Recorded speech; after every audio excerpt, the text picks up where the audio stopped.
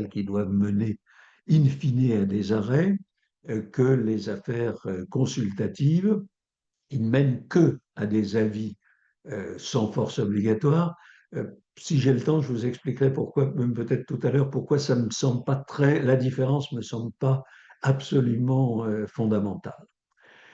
Donc, les affaires concernant la Palestine devant la Cour internationale de justice, euh, comme vous l'a dit le présentateur initial, euh, je suis avocat d'une manière ou d'une autre dans toutes ces affaires, soit directement pour l'État de Palestine, soit pour des États qui interviennent dans des affaires concernant la Palestine. Et ce sont ces affaires-là que je vais vous présenter. La Palestine, elle a une longue histoire, en fait, devant la Cour internationale de justice. On peut remonter jusqu'à 1924 et 1925, qui sont des années durant lesquelles la Cour internationale de justice a rendu deux arrêts très importants, surtout le premier, celui de 1924, dans les affaires des concessions Mavromatis en Palestine. Ceux d'entre vous qui ont un peu du droit, vous devez connaître ces arrêts qui ont été très importants sur le diplomatique, mais je ne vais pas parler de ça. Et puis une autre décision, entre guillemets, un avis consultatif de 1949 qui a porté sur la réparation des dommages subis au service des Nations Unies, qui concernait très directement la Palestine, puisqu'il s'agissait de savoir si l'ONU pouvait demander réparation pour l'assassinat de son médiateur en Palestine, justement, le comte Bernadotte, euh, qui avait été assassiné par des extrémistes juifs, comme quoi l'extrémisme du côté des sionistes n'est pas quelque chose de tout à fait nouveau. Bon, je ne vais pas vous parler de cette affaire qui est vraiment très importante sur le plan théorique. Il y a on peut tirer plein de conséquences, on a tiré d'ailleurs plein de conséquences au point de vue théorique de cet avis consultatif donc, de 49 sur la réparation des dommages subis. Ce que je vais essayer de vous présenter, c'est un panorama rapide, mais pour laisser un peu de temps à la discussion, un panorama rapide des affaires qui ont été portées devant la Cour internationale de justice au sujet euh, des violations du droit international par Israël en ce qui concerne la Palestine et en ce qui concerne plus spécialement les territoires occupés. Alors il peut s'agir d'avis consultatifs et ils sont très importants. Deux ont été rendus et on en attend un pour incessamment. Il sera peut-être rendu d'ici un mois ou deux, je dirais. Donc d'avis consultatifs ou d'arrêts qui sont sub judice, qui sont en examen par la Cour internationale de justice. Avant d'entrer dans le vif du sujet, je voudrais préciser quelque chose. Comme on vous l'a indiqué, je suis avocat de la Palestine, donc dans toutes les affaires en cours d'une manière ou d'une autre. Mais et bien sûr, ça veut dire que j'ai aucune hostilité à l'égard des thèses palestiniennes. Ceci dit, il faut s'entendre sur ce qu'on appelle thèse palestinienne. Je n'ai pas une sympathie très profonde pour le Hamas. Il a déclenché un processus. On peut considérer qu'il a des excuses, mais il l'a déclenché d'une manière qui est évidemment contraire au droit international, que ça plaise ou non à mes amis palestiniens, c'était une attaque terroriste. Et le terrorisme n'est pas défendu par le droit international. Alors, ceci dit, je n'ai évidemment pas d'hostilité à l'égard des thèses palestiniennes dès lors qu'elles se manifestent de façon raisonnable sur le terrain. Et je suis contre, œil pour œil, dent pour dent, le principe scandaleusement appliqué par le gouvernement israélien actuel. Euh, mais même si je suis d'accord, grosso modo, avec mon client, et mon client c'est l'État de Palestine, l'OLP si vous voulez, mais à mon avis, il vaut mieux, pour des tas de raisons que vous comprendrez vite, parler d'État de Palestine plutôt que d'autorité palestinienne ou d'OLP. Euh, donc, j'ai de la sympathie. Ça ne veut pas dire que je les partage intégralement. Et je crois que de certaines limites, un avocat, c'est même son travail, peut se dissocier plus ou moins de ce qui est officiellement défendu par l'État qui a recours à lui. Euh, et je crois aussi, ça vous étonnera peut-être un peu plus, je crois aussi que un avocat peut parfaitement défendre des positions, même s'il n'y adhère pas complètement. On peut défendre le client au mieux de ses intérêts, quitte à aller contre ses convictions, à condition qu'il ne s'agisse pas de convictions éthiques fondamentales. Euh,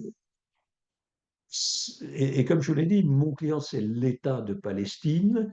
On peut lui reprocher pas mal de choses à cet État de Palestine, y compris avoir des doutes sur son existence factuelle, même si je suis très heureux que mon pays se soit enfin décidé à dire qu'il allait reconnaître l'État de Palestine. Et ça a eu un assez grand effet d'entraînement sur d'autres États, ce qui me fait, sur ce point, d'être assez content de ma francité. Euh, alors, euh, l'État de Palestine, c'est une entité qui a été reconnue par un très grand nombre d'États, je crois qu'on en est à 146 maintenant, et qui a été reconnue par les Nations Unies, par l'Assemblée générale des Nations Unies, comme un État observateur qui a très large pouvoir par l'Assemblée générale. Et ce n'est, encore une fois, évidemment pas le Hamas, dont la nature juridique est d'ailleurs quelque chose d'intéressant, mais ça, je n'ai pas le temps d'en parler, puis ça, le problème ne s'est pas vraiment posé devant la Cour. En tout cas, je considère que la riposte israélienne à l'attaque du 7 octobre est parfaitement inacceptable, euh, évidemment sur le plan moral et éthique, mais tout aussi évidemment sur le plan juridique, et ça, on va en reparler. Mais je voudrais commencer par une petite anecdote, même si peut-être elle va vous choquer.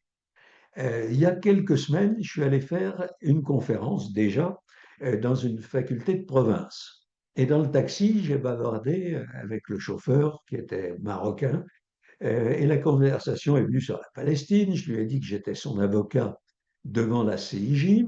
Et tout de suite, je peux dire, je suis passé de l'état de client du taxi à l'état de demi-dieu. Il était absolument enthousiaste de voir quelqu'un qui défendait la Palestine. Euh, et la conversation a porté sur l'Afrique du Sud, sur l'affaire portée par l'Afrique du Sud devant la Cour. J'y reviendrai évidemment assez longuement, le temps que j'aurai, dans quelques instants. Et puis, je ne sais pas très bien pourquoi, j'ai évoqué la Shoah, ou l'Holocauste, c'est-à-dire l'extermination de 6 millions de Juifs quand même, par les nazis pendant la Seconde Guerre mondiale. Et mon interlocuteur a eu cette réflexion à la fois ahurissante et honnêtement scandaleuse. Il m'a dit, ouais, bon, la Shoah, c'est bien, mais Gaza, c'est quand même plus grave. Et ça, je trouve que ce genre de réaction, c'est assez affolant. Ça montre que les gens perdent complètement la notion des choses. C'est pas parce que Gaza est un absolu scandale qu'on doit le dire, relativiser en disant oui, mais quand même, c'est drôlement plus grave que l'extermination de 6 millions de personnes, peu importe qu'elles soient juives ou pas. Si j'ai, alors je suis pas sûr qu'il ait été le moins du monde convaincu par ma réaction, je dois dire. Si j'ai voulu commencer par ça, c'est pour vous dire que même quand on croit à la justesse d'une cause, je crois qu'il n'est pas nécessaire, qu'il n'est pas souhaitable d'avoir une vision biaisée, d'avoir une vision sectaire. C'est pas parce que l'autre fait des choses horribles qu'on doit minimiser ce qui a pu lui arriver. Je ne crois pas d'ailleurs que ce soit tout à fait comme ça qu'il faille présenter les choses. Et c'est donc dans cet esprit non sectaire, même si convaincu du bien fondé de la thèse que je défends en l'espèce, et c'est dans cette vision non sectaire que je vais essayer de vous présenter donc les différentes affaires soumises à la CIJ depuis 2003. 2003, c'est la date à laquelle l'Assemblée générale de l'ONU a demandé à la Cour de se prononcer sur les conséquences de l'édification du mur qu'Israël édifiait et continue à défendre autour et dans le territoire palestinien occupé. La Cour a rendu son avis le 9 juillet 2004 et je tiens à préciser que bien que j'ai été consulté en amont par, à l'époque, l'autorité palestinienne, et pendant pas mal d'années, je n'ai pas représenté la Palestine dans cette affaire pour des raisons sur lesquelles je n'ai pas envie de m'apesantir. Disons que je me suis disputé avec mes Palestiniens, ça m'arrive de ne pas être d'accord, mais c'était plutôt sur des questions de relations entre l'État et l'avocat que sur des questions de fond. Alors, ce que je vais essayer de faire surtout maintenant, c'est pas tellement de discuter les points de droit. Vous avez, si vous êtes étudiant, vous en avez entendu parler par vos profs. Les professeurs en savent autant que moi, probablement sur les arrêts eux-mêmes. Mais ce que je vais essayer de faire, c'est de vous faire pénétrer dans les coulisses, dans une équipe de plaidoirie devant la CIJ. Et pour vous montrer comment un État, et encore une fois, je considère que la Palestine doit être considérée comme un État malgré les difficultés que cet État rencontre pour affirmer sa souveraineté. Et donc, cet État qui est confronté, et je vais essayer de vous montrer comment cet État qui est confronté à une situation vraiment exceptionnellement difficile, va utiliser, et je récuse pas le mot utiliser, va essayer d'utiliser l'organe principal, l'organe judiciaire principal des Nations Unies pour tenter de faire valoir ses droits, mais aussi, et je vais y insister d'ici un instant, mais aussi pour attirer l'attention autant qu'il pouvait de la communauté internationale sur ses difficultés et sur le drame qu'il affronte, évidemment particulièrement à Gaza, mais plus généralement dans le territoire palestinien occupé. Et c'est exprès que je ne parle que du territoire occupé et pas des territoires occupés, parce que ce territoire, juridiquement, il relève de l'État de Palestine, et donc le couper en morceaux n'est pas, à mon avis, une très bonne idée juridiquement parlant. Donc, première étape de notre voyage dans les affaires palestiniennes devant la CIJ, première étape, l'avis consultatif du 9 juillet 2004 sur les conséquences juridiques de l'utilisation d'un mur dans le territoire, donc au singulier, dans le territoire palestinien occupé. Cet avis a été rendu à la demande de l'Assemblée générale dans une résolution adoptée par une session extraordinaire le 8 décembre 2003. S'il vous plaît, coupez vos micros. Vous pouvez couper vos micros. Donc, une résolution qui insistait sur, qui était une demande d'urgence d'un avis consultatif et qui demandait, je vous le cite même si c'est un peu long, quelles sont en droit les conséquences de l'édification du mur qu'Israël, puissance occupante, est en train de construire dans le territoire palestinien occupé, y compris à l'intérieur et sur le pourtour de Jérusalem-Est, qui est un territoire occupé, même s'il a été, soi-disant, annexé par Israël, y compris donc à l'intérieur et sur le pourtour de Jérusalem-Est, selon ce qui est exposé dans le rapport du secrétaire général, compte tenu des règles et des principes du droit international, notamment la 4e Convention de Genève de 1949 et les résolutions consacrées à la question par le Conseil de sécurité et l'Assemblée générale. Fin de citation, c'est donc la question posée à la Cour en 2003. À la suite de cette question, la Palestine, quatre organisations internationales, dont l'Union européenne, et 44 États ont déposé ont fait des exposés écrits. C'est intéressant parce que c'était un record à l'époque. Depuis, il a été battu à la fois dans les affaires palestiniennes et dans l'affaire du climat, du changement climatique. Et ça montre que, en tout cas, cette affaire revêt aux yeux des États, donc des gouvernements, hein, des gouvernants, revêt une grande importance. Et c'est vrai aussi bien des amis de la Palestine que des États carrément ennemis comme Israël ou les États-Unis, ou qui ont des sentiments, ou qui ont eu jusqu'à récemment, parce que heureusement les opinions changent, qui ont eu jusqu'à récemment des positions réservées. Et puis, durant la procédure orale qui s'est déroulée en février 2004, 12 États, dont la Palestine, deux organisations internationales, non, 13 États dont la Palestine, deux organisations internationales ont présenté des exposés oraux, soit pour appuyer la position palestinienne et en fait celle des Nations Unies, soit au contraire pour s'y opposer. Euh, non. D'abord, première chose, la Cour a dû se expliquer qu'elle avait compétence.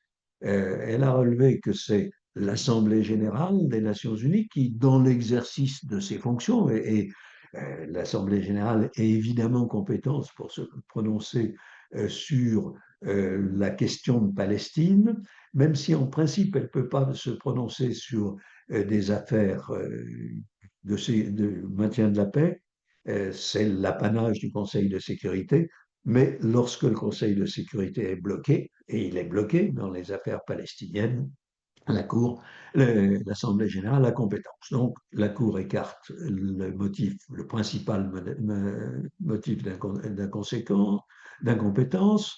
Elle dit que l'Assemblée générale pouvait lui poser la question et que elle-même peut répondre à une question juridique, que c'est son job, ce qu'elle fait assez longuement. Ce sont de longs avis consultatifs ou ce seront de longs arrêts.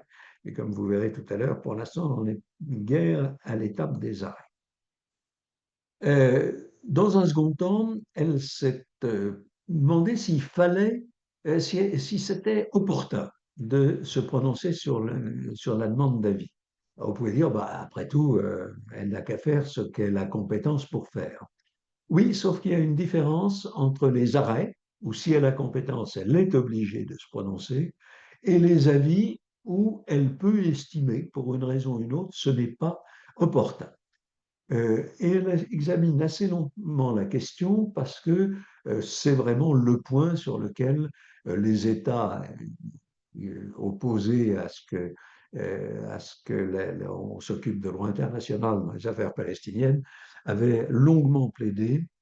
Elle dit que la question, certes, concerne notamment un différend bilatéral entre la Palestine et Israël, mais qu'elle a une portée beaucoup plus vaste et que donc il intéresse directement les Nations Unies. Donc, elle ne voit pas pourquoi elle ne se prononcerait pas. Pour ceux d'entre vous qui sont un peu savants, on a longuement dit on a beaucoup dit que quand il y avait un différend bilatéral en jeu, la Cour n'avait pas compétence. Là, je pense que la Cour dit assez nettement, mais ce n'est pas une raison pour que je ne me prononce pas quand c'est aussi un problème d'intérêt général. De même, elle dit, et ça c'est quelque chose qu'on va retrouver qui est important, elle dit que elle ne peut pas déclarer la demande inopportune sous prétexte que son avis pourrait faire obstacle à un règlement politique négocié. Ça, c'est un grand cheval de bataille, notamment des États-Unis, de dire ah non, non, mais ce qui compte, c'est la négociation. Oui, oui, la négociation. Je pense qu'il faut qu'il y ait une négociation, un jour, si on arrive à négocier avec Israël, ce qui me paraît complètement complètement impossible tant que M. Netanyahou sera au pouvoir. Mais elle dit, bah, un avis, ça ne peut pas faire obstacle à des négociations, au contraire, ça ne pourra que guider les négociateurs si négociation il y a. Et puis aussi, autre argument d'Israël récurrent, hein, je ne reviendrai pas là-dessus pour les autres avis, les avis consultatifs qui suivent, parce qu'ils disent toujours la même chose. Elle dit qu'ils disent, bon, mais vous n'avez pas assez de renseignements, c'est une affaire horriblement complexe, et la Cour dit qu'elle dispose de suffisamment de renseignements, d'éléments de preuve pour lui permettre de donner un avis. Donc, elle donne son avis, elle fait observer que le tracé est pour l'essentiel en territoire palestinien. Comme cet avis est quand même ancien, c'est peut-être celui sur lequel je vais insister le moins. Dans son dispositif, elle dit à l'unanimité qu'elle a compétence pour se prononcer. Euh, Par 14 voix contre une, celle du juge américain de l'époque, elle dit que elle doit donner suite à l'avis. Entre parenthèses, le juge américain qui s'appelait M. Burgenthal, qui était un rescapé d'ailleurs de la Shoah, a voté contre le dispositif de l'avis, mais finalement il a joint une opinion soi-disant dissidente dans laquelle il dit en gros, bah, oui, la Cour a plutôt raison, j'ai été obligé de voter contre, mais en fait je suis bien d'accord avec la Cour. Alors, en gros. Et puis, sur le fond, elle dit par 14 voix contre une, toujours le même, que l'édification du mur qu'Israël est puissance occupante. Et c'est intéressant hein, que la Cour dise c'est une puissance occupante. C'est pas, on est toujours sous le régime du droit humanitaire, du droit international humanitaire, du droit de la guerre. Et elle insiste là-dessus, que l'édification du mur est, est contraire au droit international, que Israël est tenu de cesser immédiatement, et le mot immédiatement, vous allez voir pourquoi dans les affaires suivantes, est intéressant, les travaux d'édification du mur qu'il est en train de construire, Israël évidemment n'en a pas tenu compte, même si le mur s'est révélé avoir des fissures le 7 octobre 2022, et demande le démantèlement de l'ouvrage s'il est situé en territoire palestinien occupé, et d'abroger immédiatement ou de priver immédiatement des faits tous les actes législatifs et réglementaires israéliens qui se rapportent au mur. Euh, et puis, par 14 voix toujours contre une, Israël est dans l'obligation de réparer tous les dommages causés par la construction du mur. Par 13 voix contre 2, que tous les États ont l'obligation de ne pas reconnaître, de ne pas reconnaître. Non,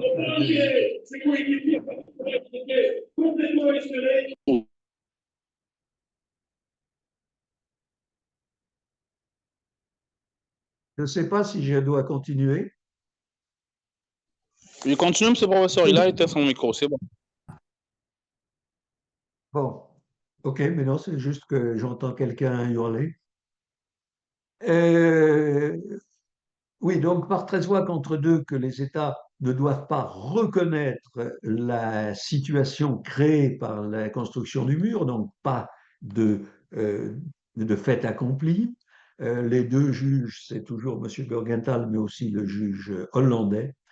Et non, alors, cet avis, c'est un précédent extraordinairement important. D'abord, en soi, pour les juristes, il est très intéressant. On peut discuter des points de détail, mais c'est vraiment très intéressant.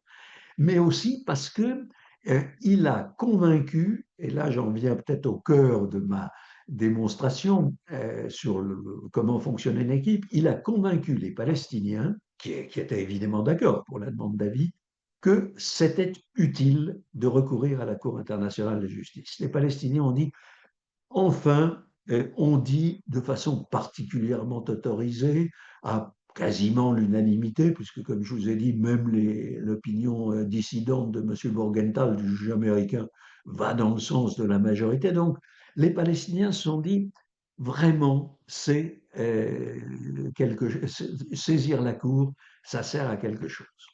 Et ça m'amène, non, ça m'amène pas tout à fait, c'est ce qui vous explique pourquoi, plusieurs années plus tard, l'Assemblée générale a posé une question plus vaste, mais qui pratiquement avait déjà été résolue dans l'avis sur le but.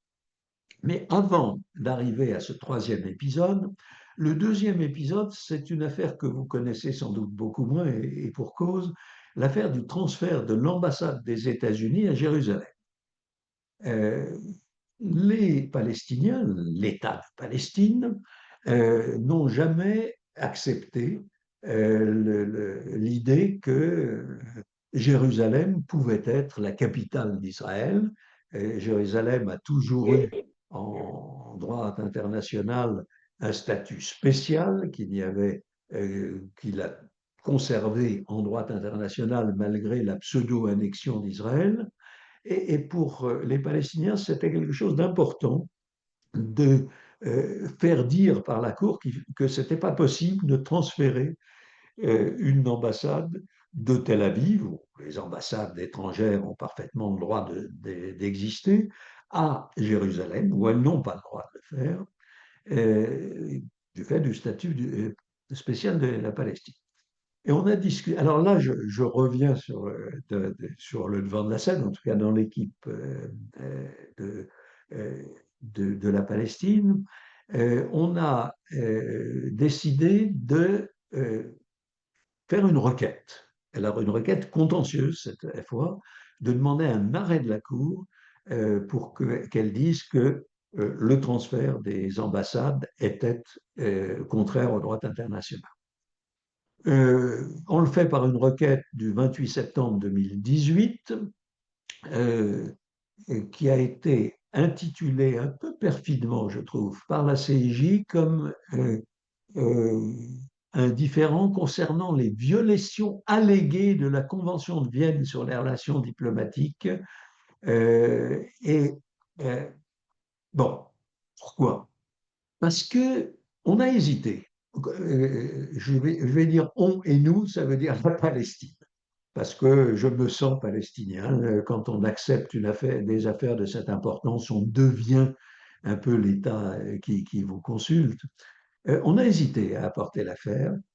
On se dit, parce qu'on a un problème de compétence, ça je vous le dis presque en secret parce que l'affaire n'est pas terminée, on a un problème de compétence, en tout cas les Américains prétendent que ils n'ont pas accepté la compétence de la Cour contre la Palestine en ce qui concerne les relations diplomatiques, l'application de la Convention sur les relations diplomatiques. Euh, et moi, j'étais très partisan de porter cette affaire parce que sur le fond, il me semble évident que la Palestine a raison.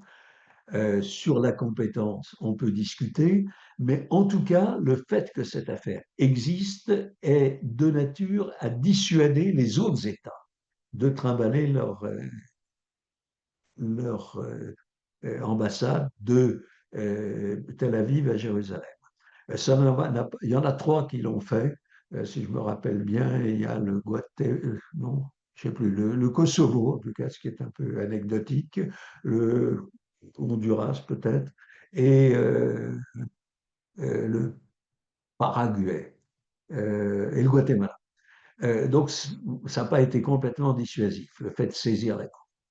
Alors, on va dans la Cour, les États-Unis euh, font un peu traîner l'affaire, mais on est sous la présidence de M. Obama et ça se passe pas très, très bien. Hein. Les États-Unis soutiennent Israël. Ils ont trans transporté leur ambassade. Non, pardon, c'est pas vrai ce que je vous raconte. On est déjà dans la première présidence de Trump, c'est lui qui a transféré l'ambassade. Donc ça se passe. Mais les États-Unis font traîner l'affaire. Euh, et puis arrive, qui se déroule, on dépose notre mémoire, les États-Unis se préparent à répondre. Et puis est élu cet excellent Monsieur Trump. Et est élu, oh là là, décidément, est élu Monsieur Biden. Et là, les Palestiniens ont des grosses hésitations que je respecte absolument.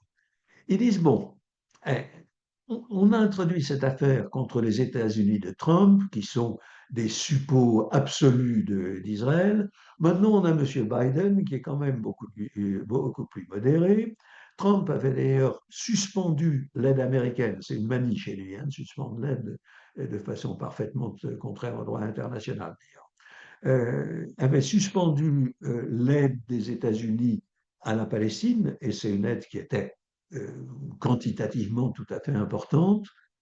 Donc, après l'élection de Biden, on se dit, c'est plus Trump, et est-ce que ça vaut vraiment la peine?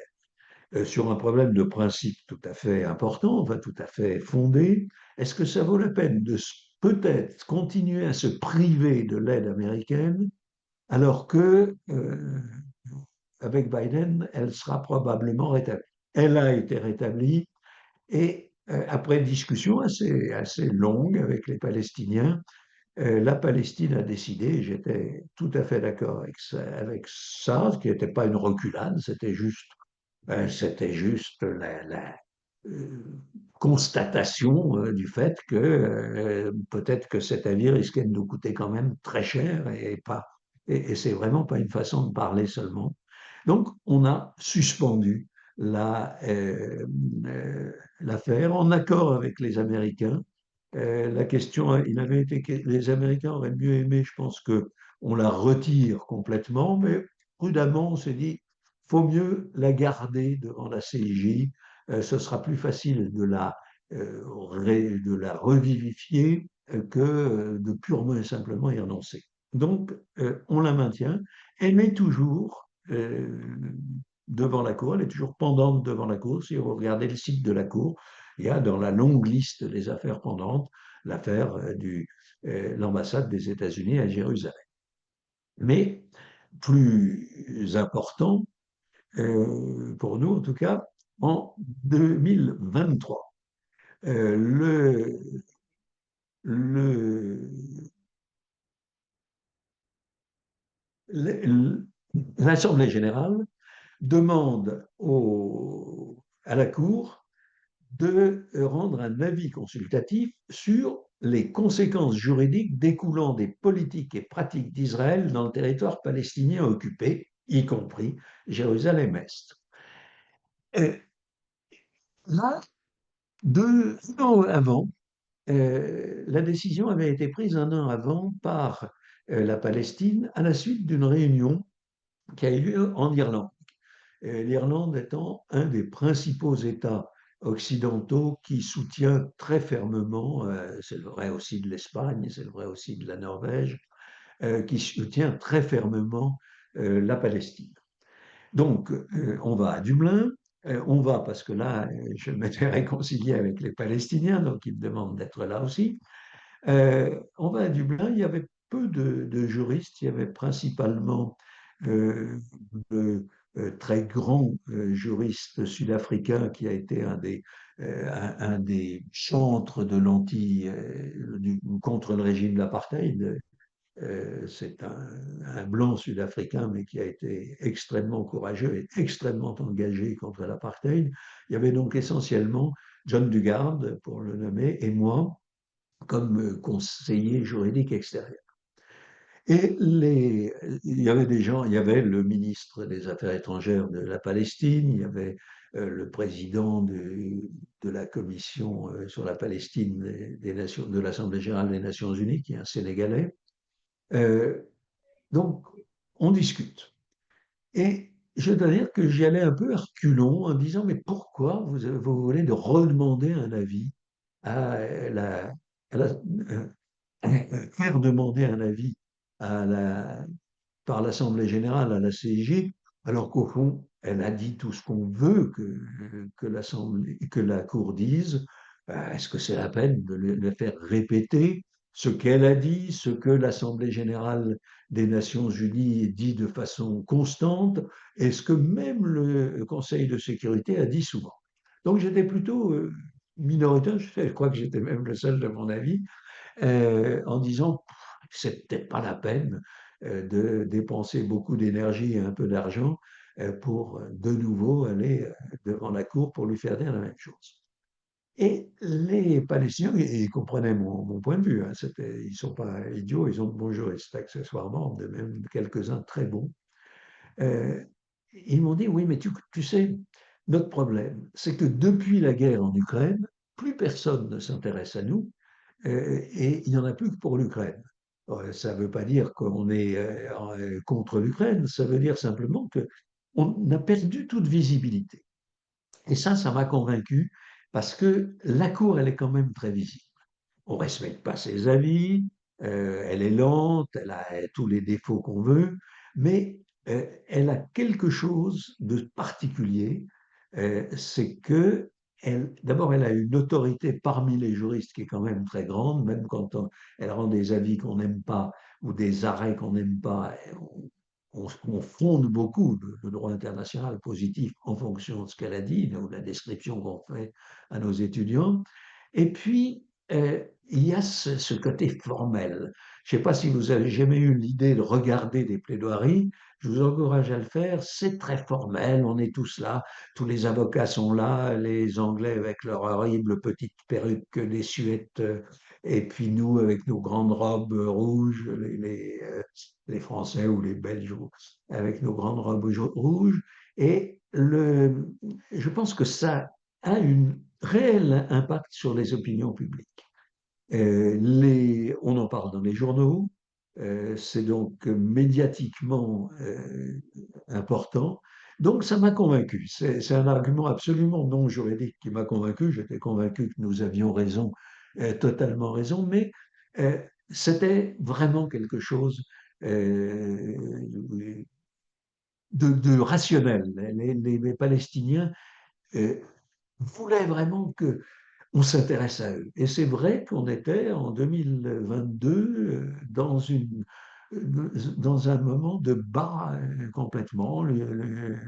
La Russie avait agressé l'Ukraine, tout le monde s'intéressait à juste titre, hein, à l'agression russe, mais du coup, la Palestine est passée au second plan. Euh, donc, l'Assemblée générale vote à une grosse majorité une demande d'avis consultatif. Là aussi, je vous la lis, elle n'est pas extrêmement longue, pour savoir quelles sont les conséquences juridiques de la violation persistante par Israël du droit du peuple palestinien à l'autodétermination, de son occupation, de sa colonisation et de son annexion prolongée du territoire palestinien occupé depuis 1967, notamment des mesures visant à modifier la composition démographique, le caractère et le statut de la ville sainte de Jérusalem et de l'adoption par Israël des lois et mesures discriminatoires connexes. Petit b, quelles incidences les politiques et pratiques d'Israël visées ci-dessus ont-elles sur le statut juridique de l'occupation et quelles sont les conséquences juridiques qui en découlent, et ça c'est important, pour tous les États et pour l'Organisation des Nations Unies. Excusez-moi, fin de citation. Euh, je dois dire que non seulement j'ai fini par être convaincu que c'était une bonne chose de demander cet avis très vaste, comme vous voyez au fond, C'est quelles sont les règles de droit international que viole Israël dans euh, faut des trucs que viole Israël, et puis quelles sont les conséquences qui en découlent pour tous les États, pour l'ensemble de la communauté internationale. Mais j'ai été un peu plus même convaincu que ça. Quand on a discuté, on a beaucoup discuté sur ce qu'il fallait demander à l'Assemblée générale de demander. Et la diplomatie palestinienne est assez efficace hein, aux Nations Unies. Euh, donc, l'idée de la question a été très Donc, discutée. si je n'avais pas. Est-ce que vous pouvez ne pas parler ou surtout arrêter votre micro, s'il vous plaît? Euh, la chose qui m'a confirmé, deux autres points m'ont semblé utiles et intéressants dans la demande d'avis. Ces deux points, c'est d'abord, est-ce que la durée de l'occupation en elle-même ne rend pas l'occupation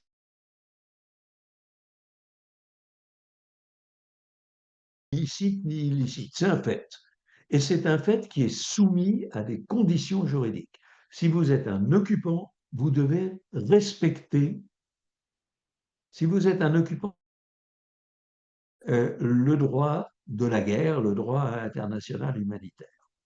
Et donc, il ne faut pas jeter l'eau du bain avec le bébé. C'est très important de dire à Israël, aussi longtemps que vous serez une puissance occupante, vous avez des obligations à l'égard du peuple palestinien. Donc, à cet égard, j'étais pas du tout pour dire en elle-même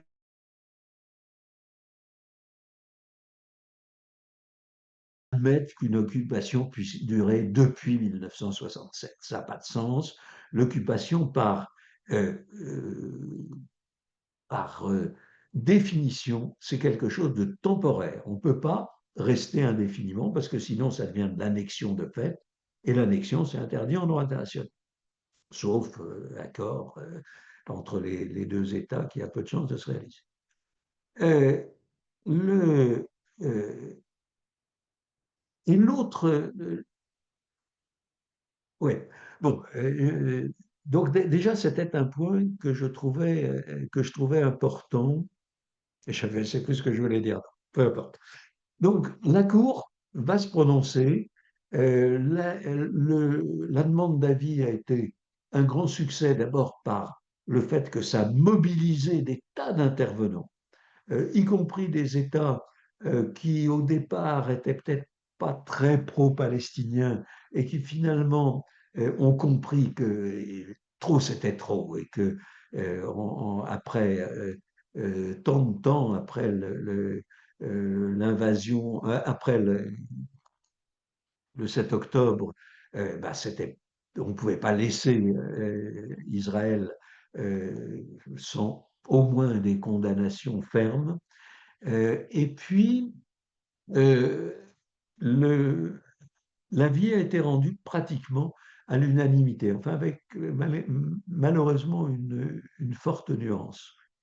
Euh, alors, euh, donc, ça s'est très bien passé au sein de l'équipe palestinienne. Et là, il y avait une équipe palestinienne qui était composée du ministre des Affaires étrangères, du représentant permanent de la Palestine à New York, qui est un type absolument formidable, qui s'appelle Riyad Mansour, qui avait rang de ministre, donc il avait une grande autorité, qui avait fait une plaidoirie euh, à la fois superbe, enfin c'est lui qui a conclu l'affaire, à la fois une plaidoirie remarquable, vraiment remarquable devant la Cour internationale de justice, mais aussi très émouvante. D'ailleurs, à la fin, il avait des sanglots dans la voix, et c'était pas du chiquet, c'était vraiment parce que il avait le sentiment qu'il représentait son peuple et que son peuple était dans une situation épouvantable. Et puis, son adjoint est également un excellent juriste qui a fait toutes ses études en France d'ailleurs.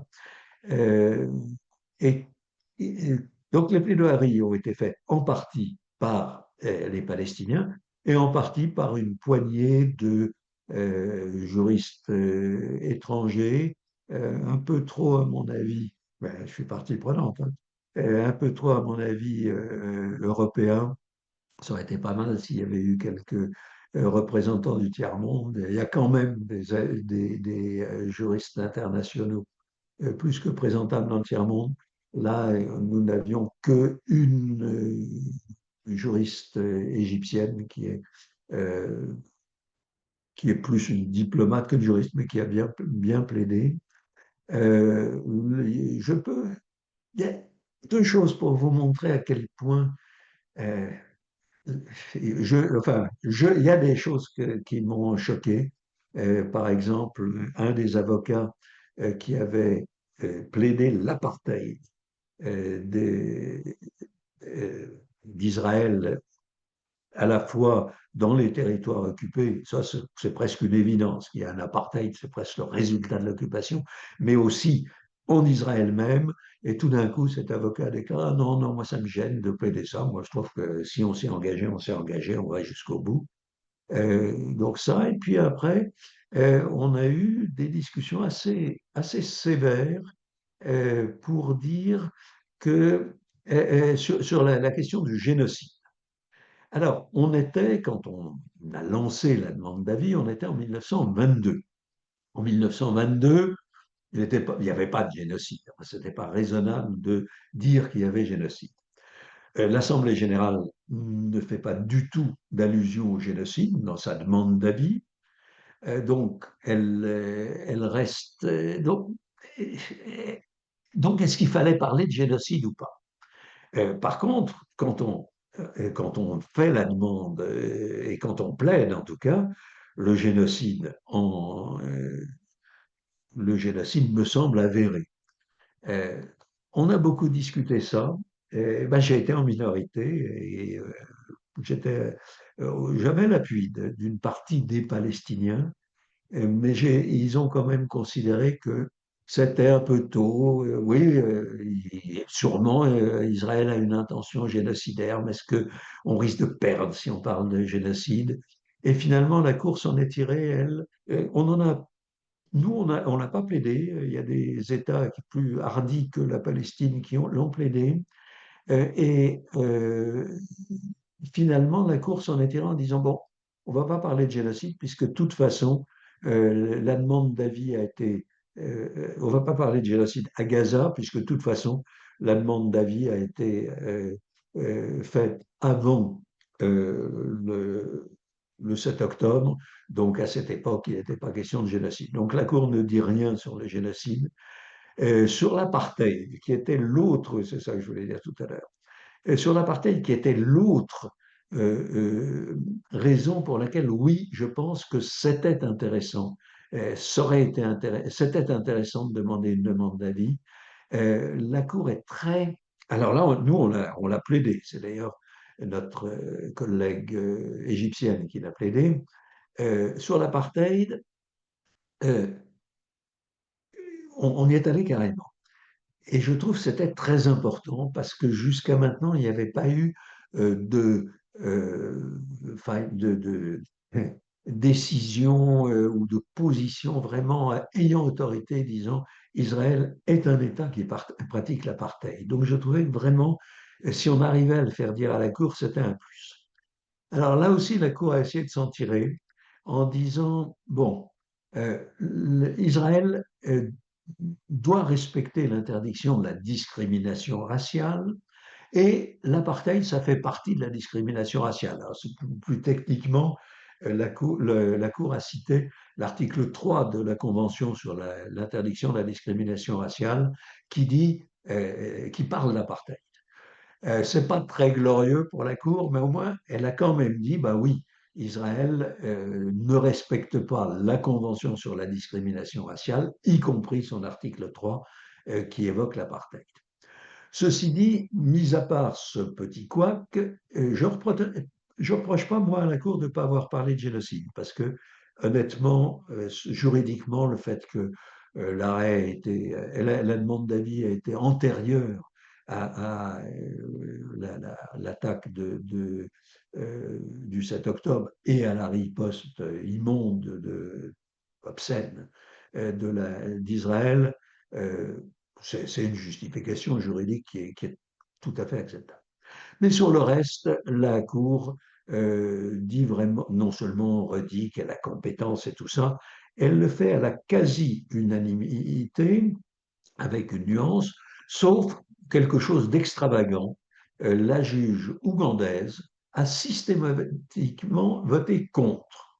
Et elle a expliqué, il y a quelques semaines, elle a expliqué que c'est parce qu'elle avait reçu, elle avait été convaincue que le Seigneur, elle est protestante, c'est les protestants extrémistes, dont j'oublie toujours le nom, elle est évangéliste. Elle avait eu la conviction qu'elle avait été mandatée par le Seigneur pour défendre Israël et que il n'était pas question de condamner en quoi que ce soit Israël. Honnêtement, alors elle ne le dit pas hein, dans son opinion, son opinion, elle a fait une opinion dissidente, mais elle dit non, non, c'est pas opportun. Elle prend la thèse américaine à 100%. Honnêtement, c'est scandaleux. C'est scandaleux. Un juge peut parfaitement avoir l'opinion qu'il veut. De là à avoir des opinions complètement extrémistes d'un juge africain, c'est pas très glorieux. Mais en plus, on a comme justification ultime expliqué que c'est parce que elle a eu des voix de la part du Christ. Moi, je dois dire que je trouve ça bouleversant. Elle a d'ailleurs été critiquée ouvertement par son État, qui est l'Ouganda. Je crois que l'État a eu tort. Je crois que les juges sont indépendants. Il n'appartient pas à l'État qui l'a présentée. Hein. Elle a été présentée à l'élection de la critique. Enfin bon, pour le reste, l'arrêt a été rendu à presque l'unanimité, malheureusement avec deux juges ennemis dissidents, le juge roumain, malheureusement le juge français. Et je dois dire, je lui en veux un peu, même si la dissidence de ces trois, et en partie, c'est pour ça que je dis deux ennemis, je ne vais pas vous embêter en vous énumérant qui a voté pour telle ou telle question, mais aussi le juge et ancien président slovaque. Et ce sont des poids lourds, ce sont de très bons juges là. Le principal élément de leur dissidence, c'est de dire oui, mais la Cour aurait dû dire quelque chose sur le droit à la sécurité d'Israël. Moi, je n'aurais pas été avec eux parce que je crois que ce n'était pas le sujet. Sur le fond, je suis d'accord. Israël existe. Dire aujourd'hui qu'on veut détruire Israël me paraît à la fois vain et je ne suis pas contre, et je ne suis pas pour. Mais donc Israël a le droit à la sécurité, bon ok, pourquoi pas, mais ce n'était pas le sujet. Et j'en veux un peu à ces juges que je connais bien, pour lesquels j'ai un certain respect, contrairement à ce qui se passe pour Madame Seboutinné. Je leur en veux d'avoir mélangé les choses. Ce n'était pas le problème. Euh, le- D'autant plus qu'on n'est pas on n'est pas sur Gaza, hein, on est sur un avis consultatif qui est dans lequel on demande quelles sont les obligations d'Israël, et donc on ne demande pas de dire quels sont les droits, et ces obligations, elles existent. Bon. Enfin, en tout cas, c'est quand même un très grand succès. La Cour dit que la présence d'Israël est dans le territoire continue, et ça, le mot continu est important, la présence continue d'Israël dans les territoires occupés est illicite, que Israël a l'obligation de mettre fin à sa présence illicite dans les plus brefs délais. Alors, tout à l'heure, je vous avais souligné que pour le mur, on avait dit immédiatement. Là, on ne dit plus que dans les plus brefs délais. Ça aussi, ça a été une discussion à l'intérieur de notre équipe palestinienne. parce que certains d'entre nous voulaient insister pour dire immédiatement. J'aurais dit, écoutez, nous, Palestine, on n'est pas Israël. Ces Israéliens, sans préavis, sans rien, ils intiment aux Palestiniens, et c'est devenu horrible, hein, ils intiment aux Palestiniens de passer du nord au sud de cette toute petite enclave, cette toute petite enclave de Gaza, du nord au sud dans les 24 heures comme ça.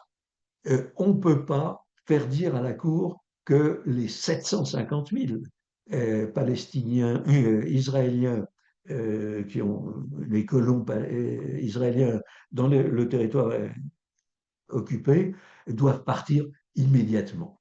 Il faut une négociation pour que ça se fasse dans l'ordre. Il faut qu'ils partent complètement, mais complètement et immédiatement, c'est incompatible. On ne peut pas faire aux Israéliens ce que les Israéliens nous font aux Palestiniens de Gaza. Eh bien, donc la Cour dit, qu'est-ce que je vous ai dit? Je vais noter, dans les plus brefs délais, c'est à mon avis très bien, et ça suppose que il y ait des négociations pour que ça se fasse dans l'ordre. Elle est aussi d'avis que Israël est dans l'obligation de cesser, alors là, immédiatement, mais toute nouvelle activité de colonisation et d'évacuer tous les, il n'y a pas immédiatement là, d'évacuer tous les colons du territoire palestinien occupé, et ceci par 14 voix contre une, celle de la juge ougandaise. Elle est d'avis que l'État d'Israël a l'obligation de réparer le préjudice subi par les personnes physiques ou morales concernées, toujours unanimité moins une voix, que les États sont dans l'obligation. Alors maintenant, elle passe après aux obligations des autres États, et c'est tout aussi important, à mon avis, sur le plan juridique. Tous les États sont dans l'obligation de ne pas reconnaître comme licite d'Israël dans le territoire occupé, de ne pas l'aider, de ne pas y prêter assistance, et puis la même chose en gros, pour les organisations internationales. Bon, c'est évidemment, sur le plan juridique, un très grand succès. Ce qui est un peu dramatique, c'est que pour Israël, Israël n'en tient évidemment aucun compte. Les choses ont continué comme avant, ce qui a conduit, à la fin de l'année 2023, l'Afrique du Sud a demandé qu'Israël à saisir la CIJ au sujet de l'application de la Convention de 1948 sur le génocide. Alors pourquoi l'Afrique du Sud et pas la Palestine? Moi, je dois dire qu'au départ, j'étais pour que la Palestine le fasse. Après tout, c'est la Palestine qui est le représentant légitime, l'État de Palestine, qui est le représentant légitime du peuple palestinien. Ce peuple est victime de génocide et d'un génocide terrible à Gaza. Donc, je trouvais que c'était assez logique que ce soit nous qui faisions la demande. Les Palestiniens ont plutôt résisté contre ça en disant oui, mais si c'est nous, Israël va en profiter pour dire qu'on n'est pas un État, ça va ralentir les choses et tout. Donc, on a essayé de voir qui pourrait, au fond, agir à l'appui du peuple palestinien si ce n'était pas l'État lui-même.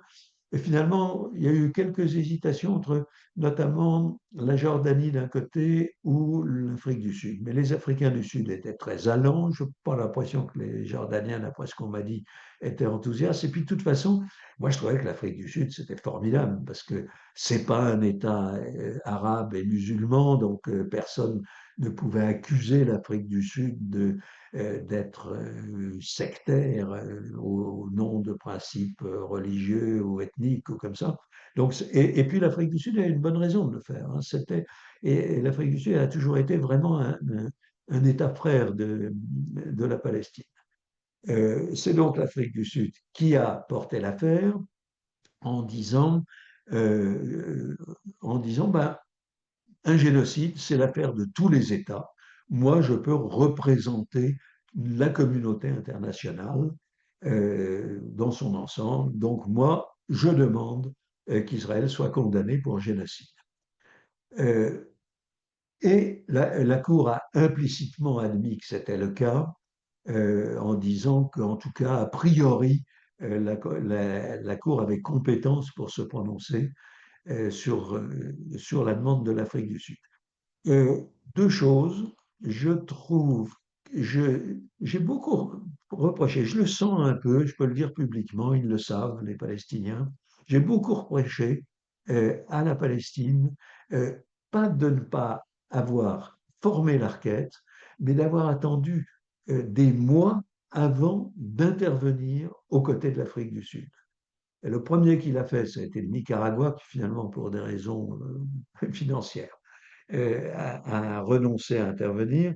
Mais l'Afrique du Sud aurait dû être la première. L'Afrique du Sud, la Palestine aurait dû être la première à dire mais j'appuie totalement ce que la demande de l'Afrique du Sud. Elle a été, je crois, la 9e ou la 11e, je ne sais plus. Euh, j'ai souffert de ça. J'ai trouvé que c'était vrai, c'était triste presque. Comme quoi on n'est pas toujours d'accord avec l'État qui vous emploie. L'autre, j'avais autre chose que j'ai aussi oublié. Donc, ça, c'est un des points qui posait problème.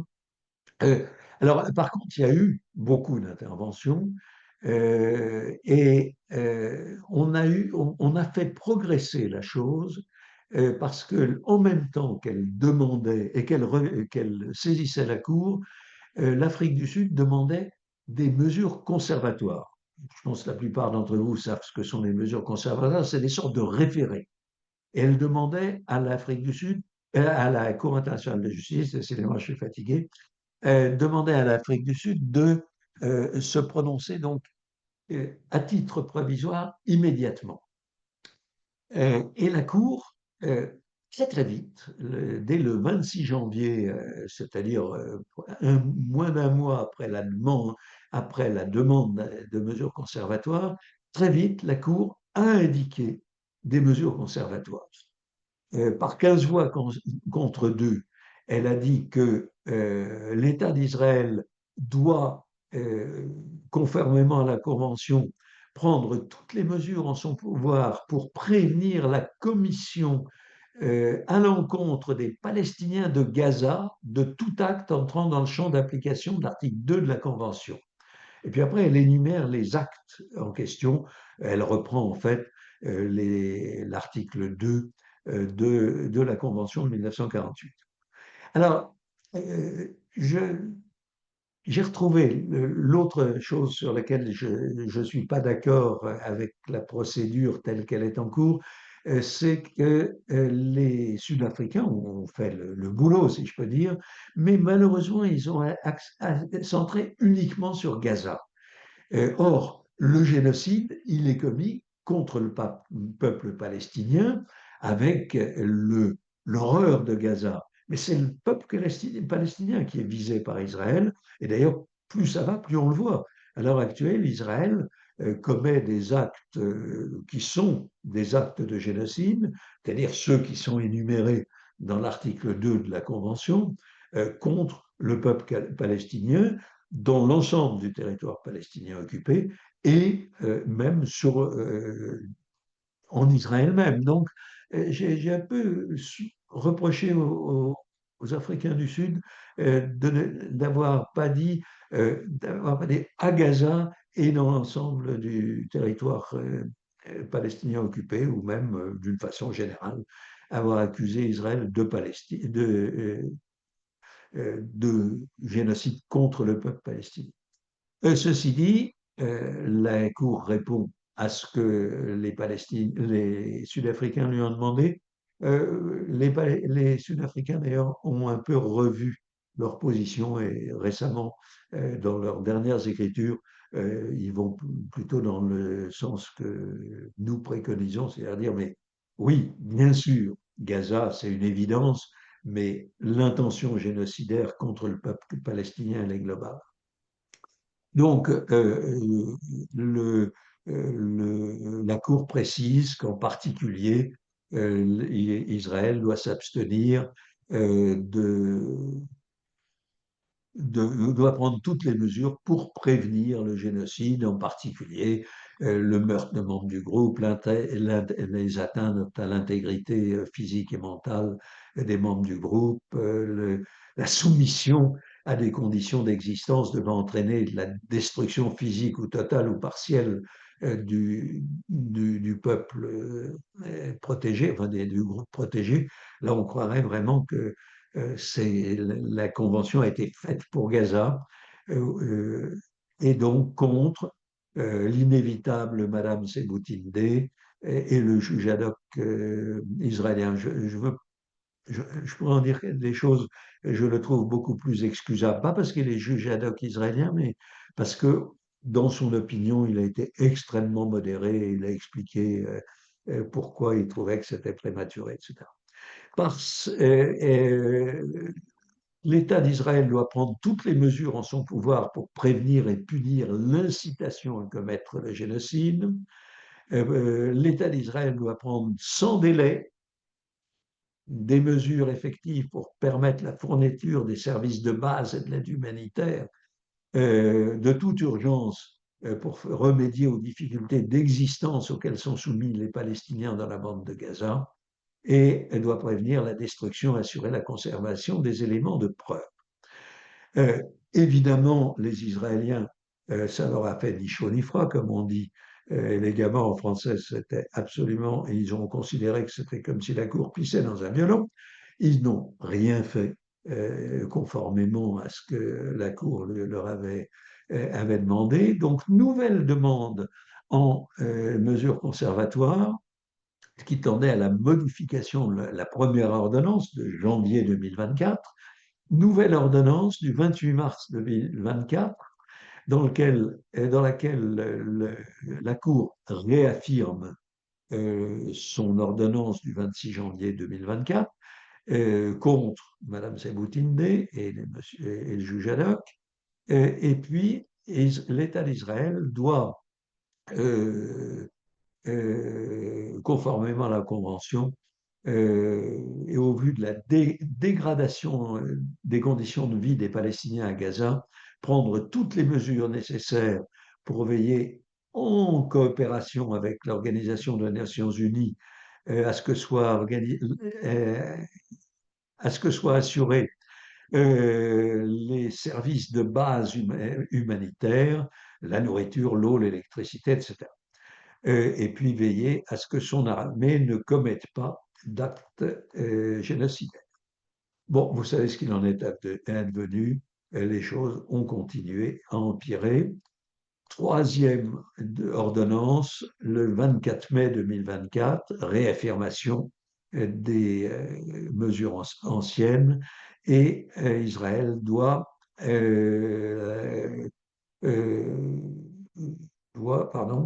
arrêter immédiatement son offensive militaire. À mon avis, je ne crois pas que la Cour ait eu raison de dire ça. C'était sûr qu'on n'en ferait rien, mais symboliquement, enfin sur le plan juridique, okay, je ne suis pas sûr qu'elle ait eu raison. Mais par contre, symboliquement, c'était quand même une victoire énorme pour l'Afrique du Sud et les États qui l'ont appuyé, donc quand même l'État de Palestine, prendre toutes les mesures permettant l'accès sans entrave à la bande de Gaza. Donc là encore, grand succès, mais malheureusement, avec des gouvernements comme ceux de M. Netanyahou, de M. Trump, on voit les limites du droit. Pour en finir, parce que je crois que j'ai nettement dépassé le temps qui était convenu, pour en finir, deux mots sur deux autres affaires. Il y en a eu ou il y en a des affaires palestiniennes. D'abord, une demande du Nicaragua contre l'Allemagne. Et là, je suis avocat non pas de la Palestine pour une éventuelle intervention, mais avocat du Nicaragua. Alors pourquoi une affaire contre l'Allemagne?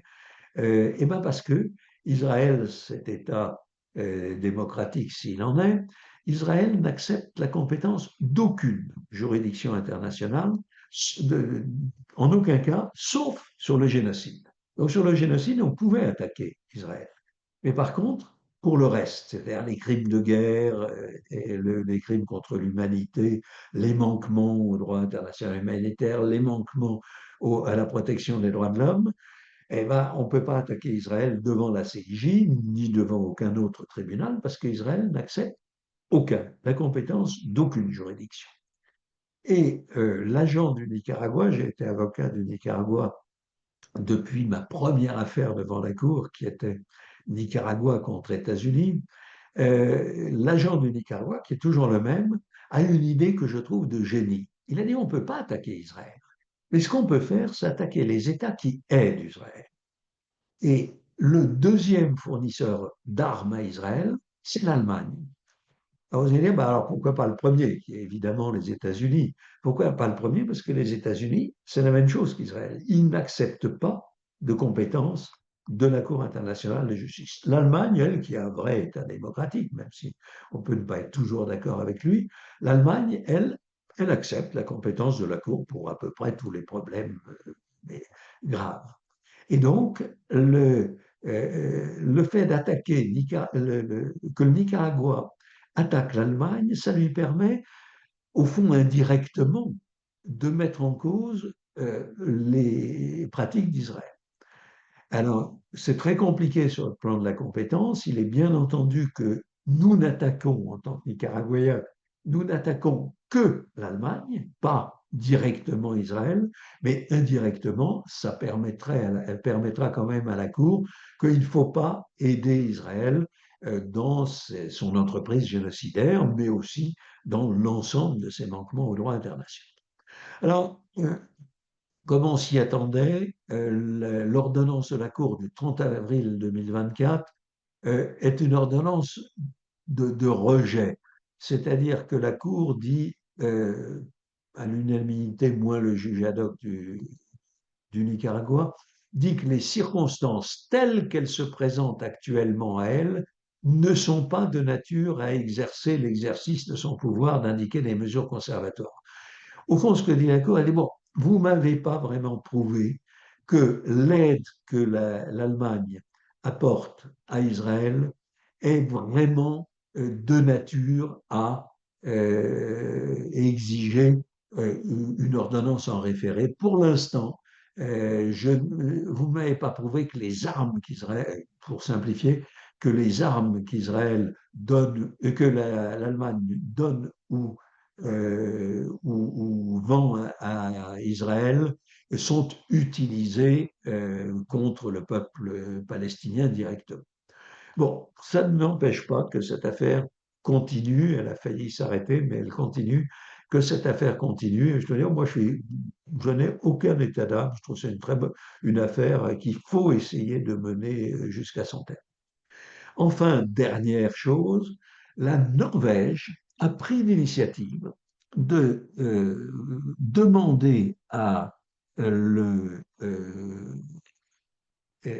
Cour un nouvel avis consultatif euh, en ce qui concerne les obligations d'Israël concernant la présence et les activités de l'Organisation des Nations Unies, c'est-à-dire en particulier l'UNRWA, c'est-à-dire l'organisme spécialisé des Nations Unies d'aide au peuple palestinien, euh, et d'autres organisations internationales et d'États tiers dans le territoire palestinien occupé. C'est la Norvège qui l'a demandé, c'est la Palestine qui finalement a beaucoup insisté pour que l'avis soit demandé. Elle a été demandée en toute priorité et en urgence. Je dois dire que la Cour n'a pas été très efficace dans l'affaire. Elle a demandé, elle a proposé aux États d'intervenir, elle est obligée de le faire en vertu de son statut. je ne sais plus combien, enfin 90, je crois, États sont intervenus par écrit. Nous avons plaidé du 28 avril au 2 mai de cette année. 39 États et 3 organisations internationales ont plaidé, avec une prime à la Palestine qui a pu plaider 3 heures, alors que tous les autres, mais c'est déjà énorme pour la Cour de subir tous ces exposés, n'ont pu plaider qu'une demi-heure. Et la Cour, je dois dire, je suis un peu furieux contre elle. La Cour, bien qu'on lui ait demandé de se prononcer en priorité, n'a toujours pas rendu son avis, alors que ce qui se passe à Gaza, il s'agit de l'aide humanitaire dans une situation la plus horrible que le monde ait connue depuis peut-être avec le Rwanda depuis la Seconde Guerre mondiale et depuis la Shoah. Je veux dire que la Cour n'est pas très glorieuse d'avoir mis tant de temps à se prononcer. J'espère et je pense qu'elle va se prononcer d'ici un mois et demi ou deux, mais quand même, je pense que les juges ont préféré prendre des vacances plutôt que de se prononcer. C'est assez scandaleux. Voilà, j'arrête là. Il reste moi, il faut que j'ai terminé à 19h30, mais ça nous laisse quand même, si vous avez ce temps, ça nous laisse quand même une bonne demi-heure pour les questions. Essayez de poser des questions rapides que je puisse répondre aussi rapidement que Merci possible. beaucoup, monsieur le professeur Alain Pelé, d'avoir fait un brillant exposé et de nous avoir montré la facette du droit international, comment le droit international peut réguler dans les relations internationales. Donc, Je c'est vous entends très bien. extrêmement mal. Ok. Je tenais à vous remercier d'abord pour votre exposé. OK. Vous m'entendez? Mais allez-y Oui. sur les questions plutôt. Oui, d'accord. Alors, pour ne pas aller loin, donc, s'il y a des gens qui ont des questions, je pense que les gens très peu ont envie de poser leurs questions. Alors, s'il y en a, vous n'avez qu'à le manifester. Hein. Vous levez la main.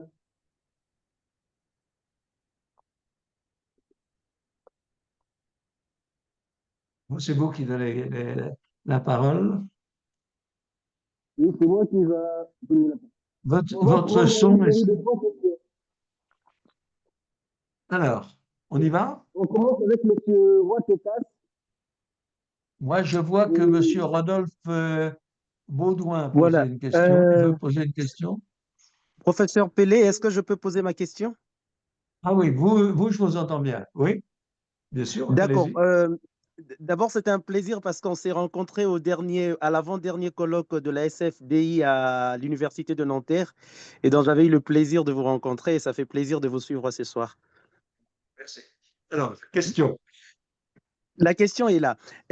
C'était une question de curiosité. Est-ce que on pourrait établir un lien entre le processus en cours de reconnaissance d'un État palestinien et le processus de reconnaissance également du génocide d'Israël contre la population palestinienne de Gaza? Alors, d'abord, très bien, votre question est brève et compréhensible, donc bravo. Euh, à mon avis, oui. Euh, vous savez à quel point, et je suis sûr, j'en ai vu passer, de toute façon, ça ne sert à rien. Bon. Et ben, bon, bien sûr, le droit, il n'est pas fait pour changer le monde. Le droit, malheureusement, il est un peu conservateur par nature. Mais en l'occurrence, j'ai la conviction profonde, que c'est les avis, les deux avis, surtout les deux grands avis, le mur euh, l'avis de 2024, et puis les ordonnances de la Cour dans les affaires sud-africaines, que ça a vraiment fait tilt dans les chancelleries des États occidentaux modérés. Alors, l'Occident, c'est pas le monde, hein, je sais, je suis d'accord, mais c'est quand même pas complètement négligeable. Et je suis pas dans les petits papiers de M. Macron que je ne connais pas, mais par contre, je connais bien la direction des affaires juridiques du Quai d'Orsay. Je peux vous garantir que c'est les deux avis et les ordonnances en mesure conservatoire font partie des éléments qui ont conduit Macron à dire nous allons reconnaître l'État de Palestine. Je ne sais pas très bien pourquoi il ne l'a pas fait avant l'Assemblée générale, mais bon, il le fait. Et dans son sillage, la France, et les Palestiniens en tout cas en étaient convaincus, la France a entraîné beaucoup d'États qui ne l'auraient peut-être pas fait, qui l'auraient sans doute pas fait, sans tous ces avis. Et déjà, les précédents, moi je connais bien la Norvège, qui est aussi un de mes clients, euh, je pense que pour la Norvège, les deux avis antérieurs ont été vraiment quelque chose qui l'ont conduit à reconnaître l'État de Palestine. Donc ma réponse à votre question précise est oui, mais en allant même plus loin, le droit, ça sert à quelque chose. Question suivante. Ah, on ne vous entend pas, monsieur Bokonzi. Alors, bonsoir, professeur. J'espère que vous me recevez. C'est Oui, oui, un je vous véritable entends. plaisir. C'est un véritable C'est plaisir monsieur, de... c'est Baudouin Rodolphe que j'entends. Exactement. C'est un véritable plaisir de vous avoir et de vous suivre en direct, vous qui êtes une bibliothèque vivante. Alors, je voudrais profiter de l'occasion pour vous demander, à l'étape actuelle où nous sommes aujourd'hui, vous venez de répondre à la question du prédécesseur en estimant que le droit, ça a servi à quelque chose. Moi, je me pose la question de savoir si on vous demande aujourd'hui quelles seraient au fait les démarches, sinon les stratégies ou les voies d'action à mener que l'Israël a, que plutôt la Palestine, l'État de la Palestine a mené aujourd'hui pour quand même d'ici peut-être une dizaine ou une vingtaine d'années se retrouver au rang de véritable nation souveraine et indépendante dans un monde où, sinon, dans un monde au moment où nous voyons l'Israël qui ne cesse de continuer d'affirmer en réalité son autorité avec bien sûr le soutien de son allié indéfectible qu'est les États-Unis d'Amérique. Alors, ma deuxième préoccupation, C'est une autre question là, que vous allez me poser ou c'est la même? La poursuite non, une dernière. autre question. Une Alors, autre. laissez-moi répondre à celle-là peut-être d'abord. Alors, D'accord. euh, d'abord, je tiens à dire que je ne suis pas géopolitiste. Moi, je suis un juriste. Et donc, quel moyen un État peut avoir d'arriver à ses fins, c'est pas mon job. Ceci dit, je suis aussi un être humain engagé aux côtés de la Palestine. Donc, je peux avoir des idées. Mon idée première, c'est que tant que Netanyahou sera Premier ministre d'Israël, parce que c'est quand même de lui, d'Israël que dépendent les choses. Bien sûr, il faut le soutien Israël a besoin du soutien des États-Unis, mais d'abord avec le clown qui gouverne à Washington, je pense qu'eux-mêmes ne sont pas assurés d'avoir un appui aussi extraordinaire qu'on aurait pu le penser. Mais en plus, je crois vraiment que tant que les Israéliens ne seront pas prêts à négocier quelque chose, donc vous avez raison de vous placer dans le temps long. Ceci dit, c'est pas évident que M. Netanyahou sera là jusqu'à la fin des temps. Il n'est pas non plus évident que l'imprévisible M. Trump le laissera indéfiniment continuer à s'enferrer dans Gaza. Et puis, non plus faire d'autre chose que visiblement Trump n'approuve pas. Les derniers bombardements sur le Yémen, il n'a pas été enthousiaste, il a approuvé du bout des lèvres. Les bombardements sur le Qatar. Mais encore une fois, vous me posez une question qui, à mon avis, est hors du champ de mes compétences. Moi, je suis compétent pour faire du droit, pas tellement pour faire de la politique ou de la géopolitique. Mais vous avez une autre question, monsieur Baudouin. Oui, monsieur Rodolphe, ouais. Oui, Oui, monsieur. professeur. D'abord, merci. J'ai déjà une idée quand même de votre position sur la question. Désolé d'excéder vos champs de compétences avec ma question. Alors, la deuxième question, notamment, est liée à la reconnaissance qui, elle, est un acte juridique. Donc, si on la considère comme étant un acte unilatéral, vous avez suivi certainement la réaction du président Donald Trump, qui avait réagi à la suite de la déclaration du président français Emmanuel Macron de la volonté de reconnaître l'Israël et de reconnaître plutôt l'État de la Palestine, autant pour moi.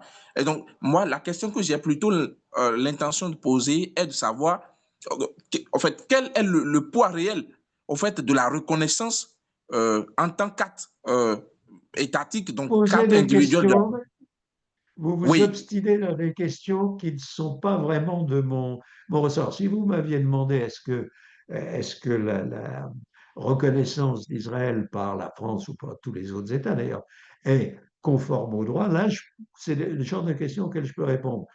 c'est À là quoi ça justement que sert? je vous demande. J'en sais rien, sauf que la seule chose que je peux vous dire, ça c'est dans la ligne de mon exposé, c'est que les Palestiniens étaient extrêmement enthousiastes quand enfin Macron s'est décidé à dire qu'il allait reconnaître. Donc ça doit vouloir dire qu'ils y attachent eux-mêmes une certaine importance. Mais moi, je sais pas, c'est pas mon job, ça. Alors, chers participants, prières Merci. doivent être juridiques. Ok. Alors, Joël Minani, vous posez votre question. Oui, bonsoir à tous et bonsoir, monsieur le professeur. Un grand plaisir de vous écouter ce soir. Alors, ma question, elle se formule comme suite. Je voudrais savoir, à votre avis, au vu de l'allure des choses, actuellement, nous avons suivi, bien entendu, le Premier ministre Netanyahou dire qu'il n'y aura pas d'État palestinien. Bien sûr, vous avez dit qu'il n'est pas éternel, mais quel serait, à votre avis, le rôle décisif de la Cour internationale de justice par rapport à tout ça, si les rapports de force des États continuent de primer en quelque sorte sur le droit? Vous avez vous-même répondu à votre question, hein, s'il continue. Ouais, c'était bien, je n'avais pas vu votre tête quand vous avez posé votre question, puis là, je vous ai vu redisparaître. Euh, euh, bon, vous avez répondu à votre question. Si ça continue, je ne vois pas tellement ce qui va se passer, sauf que les pressions sur les États hésitants peuvent avoir à terme, à long terme, hein, pas immédiatement, de ça je suis convaincu, mais peuvent avoir à long ou moyen terme une mission évoquée par votre prédécesseur soit réunie. Netanyahou, c'est niet, c'est non. International, ça existe.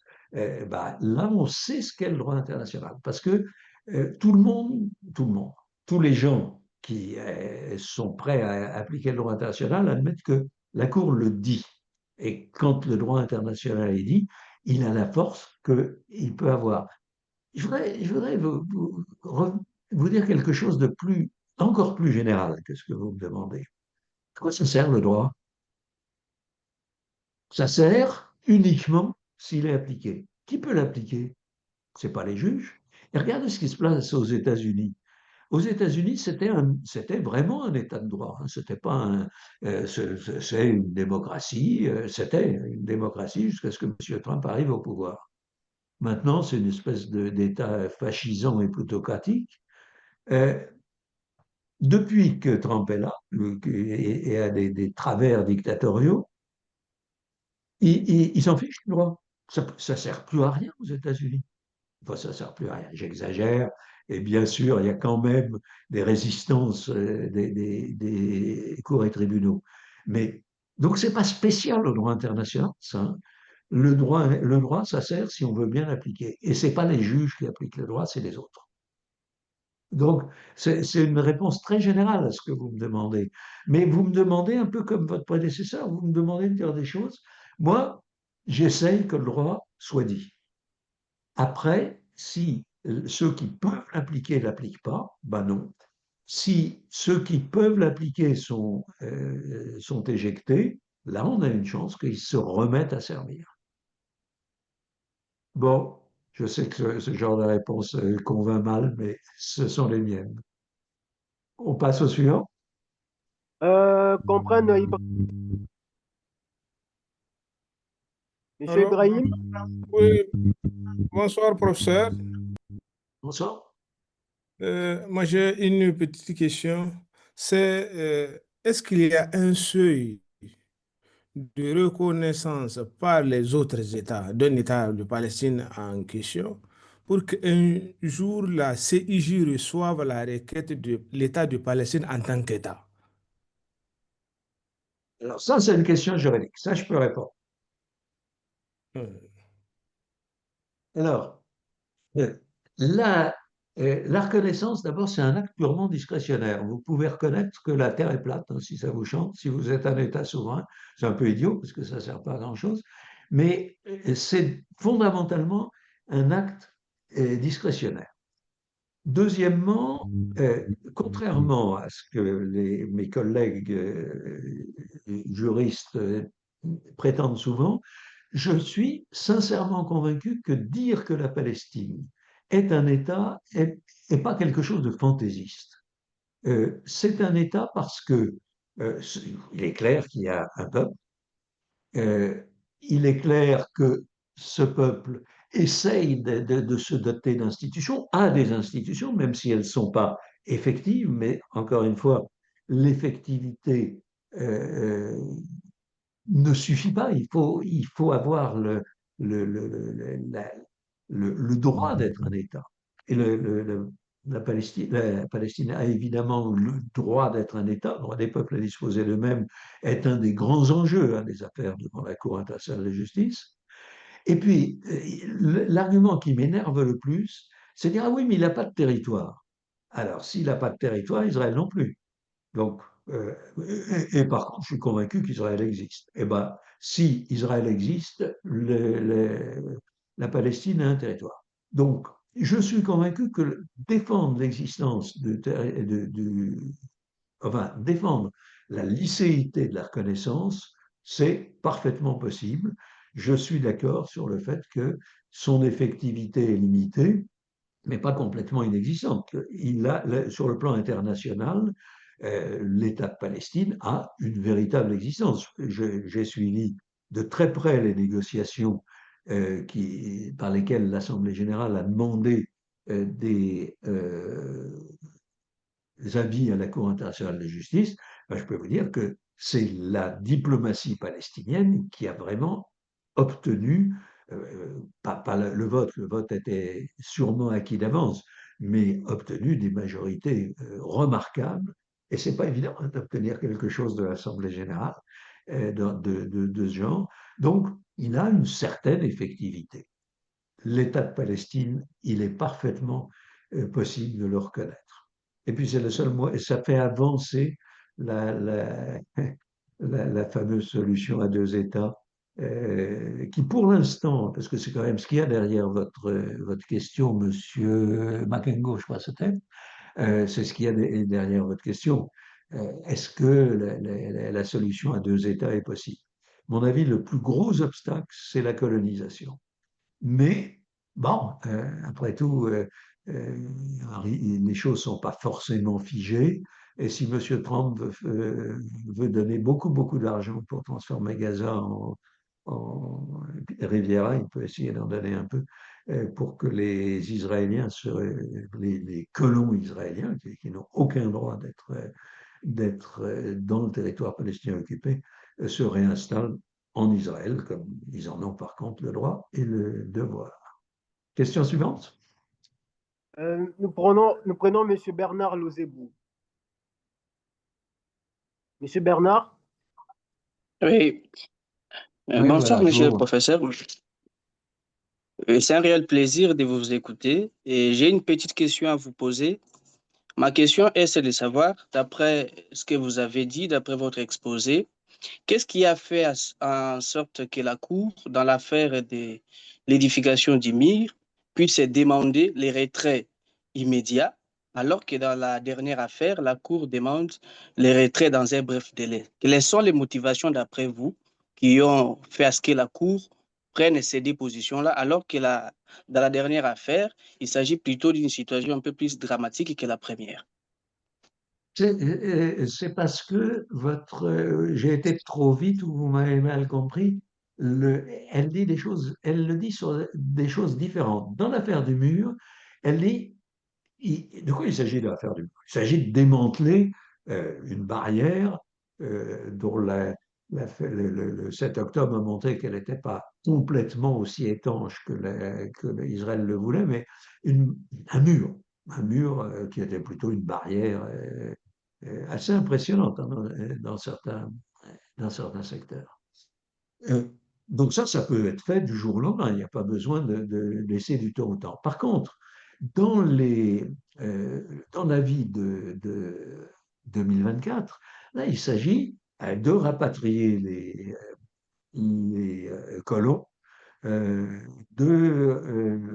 d'indemniser les victimes du génocide, ou non, pas du génocide, pardon, dans l'avis de 2024, c'est pas le génocide, d'indemniser les victimes de l'occupation illicite israélienne, y compris les personnes privées. Ben ça peut pas se faire en un jour. Donc, le plus vite possible, dans les meilleurs délais, oui. Et donc, c'est parce que, encore une fois, votre question est parfaitement juridique, je dois dire, mais c'est parce qu'il s'agit de choses différentes. Un mur, ça se démantèle tout de suite, encore immédiatement, il faut le temps de faire passer les bulldozers, ou de déminer s'il y a des mines. Mais par contre, non, on ne peut pas rapatrier 750 000 personnes. Je sais bien que les Israéliens ne sont pas à ça près vis-à-vis des Palestiniens, mais encore une fois, il ne faut pas faire aux autres ce qu'on ne veut pas qu'on vous fasse. Donc, on ne peut pas rapatrier 750 000 Israéliens, colons israéliens, du jour au lendemain. Donc, dans les meilleurs délais, très rapidement, le plus rapidement possible, sont des expressions raisonnables. Votre question est fondée, mais il s'agit de choses différentes. Suivant, il faut vraiment que dans un quart d'heure au plus tard, je sois parti parce que j'ai une autre vision, pas une conférence, mais une visio d'équipe. D'accord, nous allons prendre Emmanuel Poalessa. Emmanuel? Oui, voilà, merci beaucoup pour la parole. J'ai demandé. Bon, vous avez la parole, Monsieur Moustapha. Qui ça? Enfin, j'attends les questions. Merci Peu importe qui professeur, vient. pour votre Allô? brillante conférence. Ma question est la suivante. Nous attendons Ah, impatiemment une vague de reconnaissance de l'État palestinien au cours de la prochaine session de l'Assemblée générale, sachant que nous avons déjà 146 États qui reconnaissent l'État palestinien. Est-ce que les nouvelles reconnaissances peuvent changer la donne, sachant qu'il y a toujours les vétos américains au niveau du Conseil de sécurité? Merci. Attendez, vous avez dit 5 ou 6 États, il y en a 146 qui Oui, reconnaissent. 146 États, autant pour moi, oui. Ah oui, ok. Écoutez, là encore, vous me posez une question qui est plus géopolitique que juridique. Euh, c'est une façon de faire pression et je vous donne la même réponse que celle que j'ai donnée à un de vos euh, camarades tout à l'heure. C'est les Palestiniens considèrent que oui, ça change, mais ça ne changera pas. C'est pas ça qui fera qu'il y aura une solution à deux États comme ça en disant allez, la France et quatre ou cinq autres États ont reconnu, donc bien entendu, ça change. Il y a un veto américain. euh, il- bon, ben, et on ne peut pas changer la charte. Donc les deux sont là. Ben, je peux, c'est pas des réponses auxquelles je peux répondre. Moi, je pense pas que ça change radicalement la donne. Je pense que ce sont des petits plus et que ça donne, c'est un peu réconfortant pour le droit international. Suivant, parce Alors, que vraiment, surtout que je voudrais pouvoir conclure en 3 minutes après, à la fin. Alors, question suivante. Ouais. puis Emmanuel Poalessa. Oui, j'espère que vous m'entendez, hein.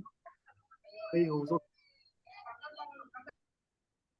J'entends Oui, rien. monsieur le professeur, merci infiniment pour la parole accordée.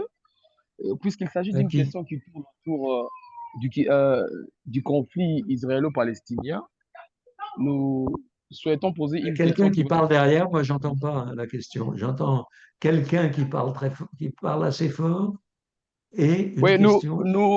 nous souhaitons poser une question qui va tourner autour de la résolution 181 de l'Assemblée générale des Nations unies portant sur la création de la nation d'Israël parce que tout part de là.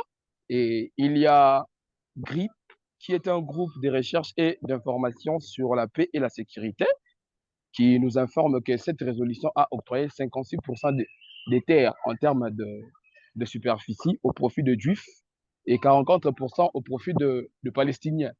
Et cela a fait en sorte qu'aujourd'hui, un Juif bénéficie de 4 fois plus d'eau qu'un Palestinien. Alors, j'aimerais bien savoir, quelle est l'analyse critique que vous, étant que professeur, vous faites par rapport à cette résolution, parce que tout part de là. Si aujourd'hui il y a eu éclatement de ces conflits israélo-palestiniens parmi les origines causales, nous ne manquerons pas aussi de citer la résolution 181 de l'Assemblée générale portant création de la nation d'Israël. Désolé, Merci mais beaucoup, je ne monsieur le comprends pas professeur. votre question. Vous parlez trop vite et moi, je ne comprends pas. Peut-être Est-ce que quelqu'un peut, est-ce que vous pouvez Oui, brièvement monsieur le professeur, m'expliquer quelle est la question? Lentement, lentement. voilà. J'étais tantôt disant que puisqu'il s'agit d'une question qui tourne autour du conflit israélo-palestinien, nous souhaitons poser une question qui va beaucoup plus se centraliser autour de la résolution 181 de l'Assemblée générale des Nations unies portant sur la création de la nation d'Israël. Pourquoi nous souhaitons poser la question? C'est simplement parce que il y a GRIP, qui est un groupe de recherche et d'information sur la paix et la sécurité, qui nous informe que cette résolution, c'est-à-dire la résolution 181 de l'Assemblée générale des Nations unies, a octroyé 56% de portions de terre en termes de superficie au profit de Juifs et 44% au profit de Palestiniens. Et cela a même fait en sorte qu'aujourd'hui, un Juif, en réalité, bénéficie de 4 fois plus d'eau qu'un Palestinien. Tout Alors, ça, s'il est question de... écoutez, tout ça, je sais. Ce que je voudrais savoir, c'est Oui, quelle est votre question. Tout ça, je oui, sais, oui, hein. oui, j'en arrive. Ma question est la suivante. Quelle est votre analyse critique? L'analyse critique que vous pouvez apporter et qui va tourner autour de cette résolution 181 portant sur la création de la nation d'Israël. Merci beaucoup. Bah, c'est que si j'avais été là, je n'aurais pas voté. Mais comme je n'étais pas là, je crois qu'il faut en tant que juriste, je crois qu'il faut la prendre pour ce qu'elle est. Euh, Étant entendu que ce que l'Assemblée générale a fait, elle peut le défaire. Moyennant quoi, par contre, nier la possibilité à Israël d'exister, ça, je pense que pour des raisons juridiques, l'Assemblée générale ne pourrait pas le faire, elle ne le ferait sans doute pas. Est-ce qu'on pourrait rééquilibrer le partage géographique de la Palestine, du mandat palestinien en Palestine? Je suis pas sûr que ce soit très réaliste.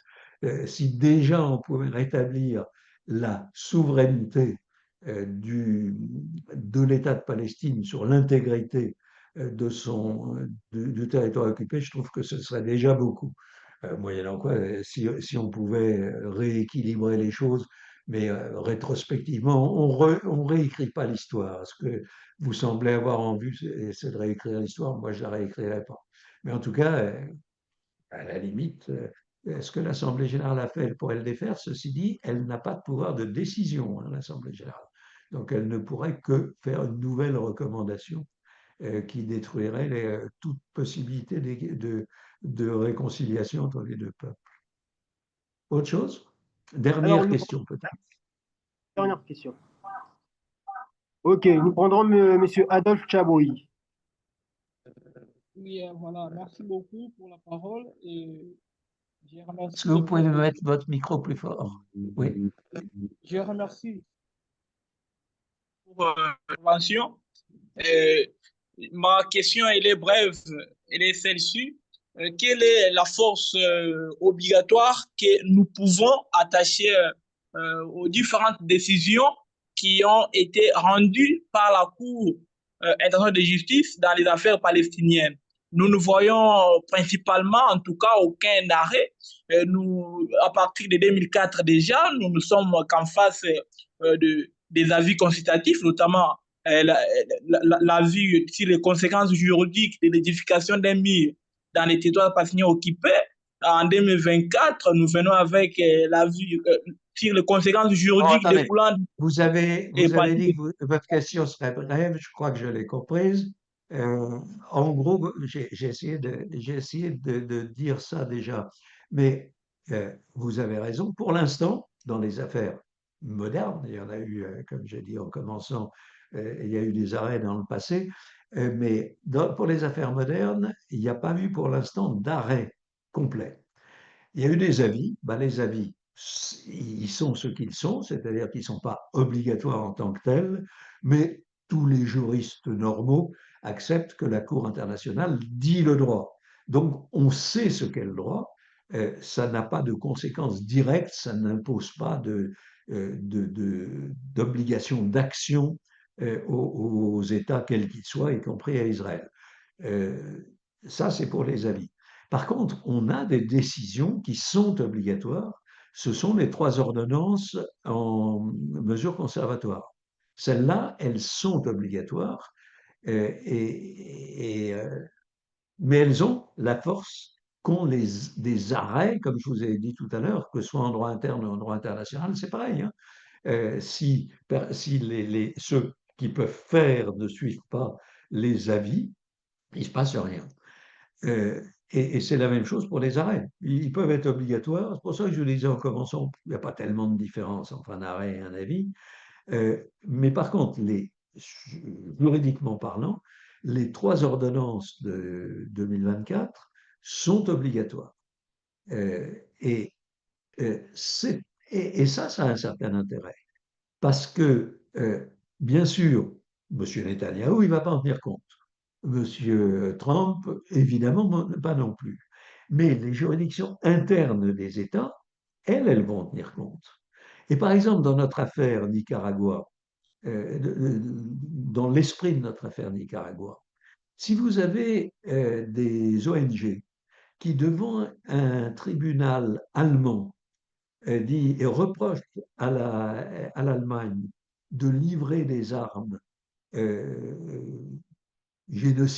qui peuvent être utilisés pour le génocide ou qui peuvent être utilisés pour des crimes de guerre en Palestine, eh ben, les juges allemands, qui, eux, appliquent le droit, contrairement à M. Trump et à M. Netanyahu, ces juges-là ont tout à fait des chances de s'appuyer sur les avis de la Cour et sur les ordonnances, et de la même manière, qu'elles soient obligatoires ou pas, pour les juges.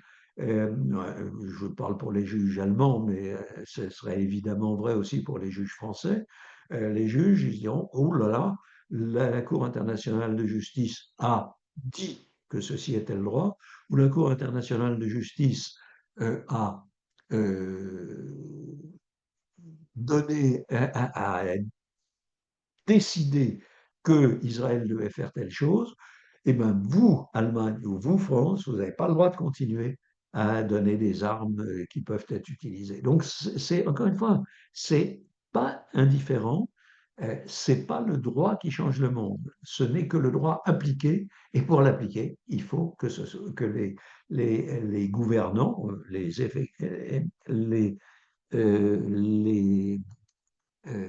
exécutifs le mettent.